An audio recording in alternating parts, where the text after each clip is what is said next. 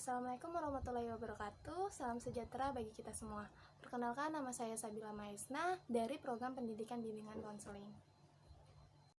Pada hari ini saya akan menjelaskan hasil presentasi saya yang telah saya buat dengan tema Wawasan Dasar Bimbingan Konseling.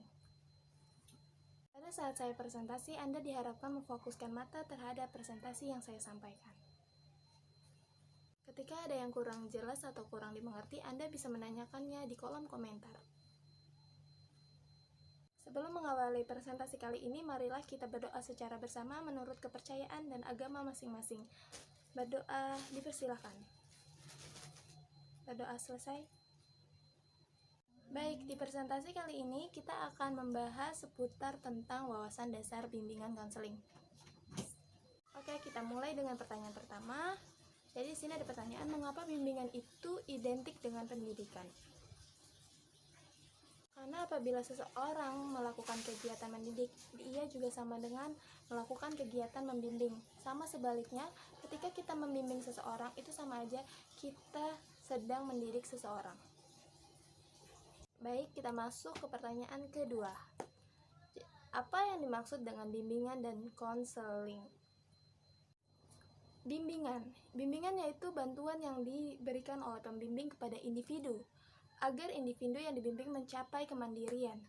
Dengan mempergunakan berbagai bahan, melalui interaksi dan pemberian nasihat serta gagasan dalam suasana asuhan dan berdasarkan norma-norma yang berlaku. Konseling yaitu kontak atau hubungan timbal balik antara dua orang untuk menangani masalah klien, yang didukung oleh keahlian dan dalam suasana yang laras dan integrasi berdasarkan norma-norma yang berlaku untuk tujuan berguna bagi klien. Baik, bimbingan dan konseling merupakan suatu proses bantuan atau pertolongan yang diberikan oleh pembimbing kepada individu melalui pertemuan tatap muka atau hubungan timbal balik antara keduanya agar konseling memiliki kemampuan atau kecakapan melihat dan menemukan masalahnya. Lanjut ke pertanyaan ketiga. Apa tujuan bimbingan dan konseling? Jadi ada 4 tujuan bimbingan dan konseling. 1. Membantu mengembangkan kualitas kepribadian individu yang dibimbing atau yang dikonseling. 2. Membantu mengembangkan kualitas kesehatan mental klien. 3. Membantu mengembangkan perilaku-perilaku yang lebih efektif pada diri individu dan lingkungannya. 4. Membantu klien mengulangi problema hidup dan kehidupannya secara mandiri. Masuk ke pertanyaan keempat.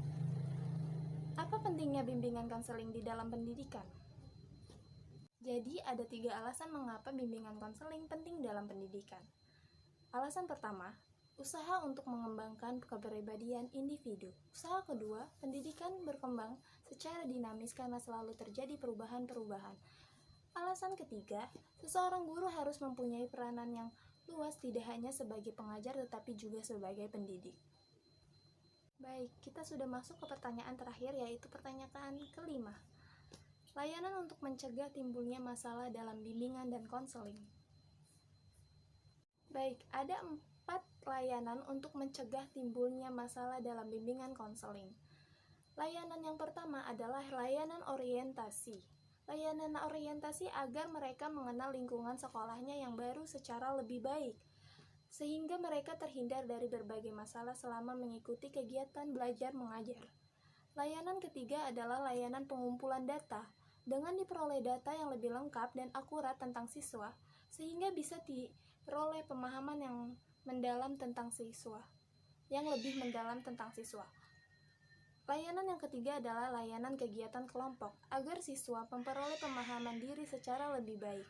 Layanan yang terakhir adalah layanan bimbingan karir, agar siswa bisa memangku karir tertentu kelak setelah tamat sekolah.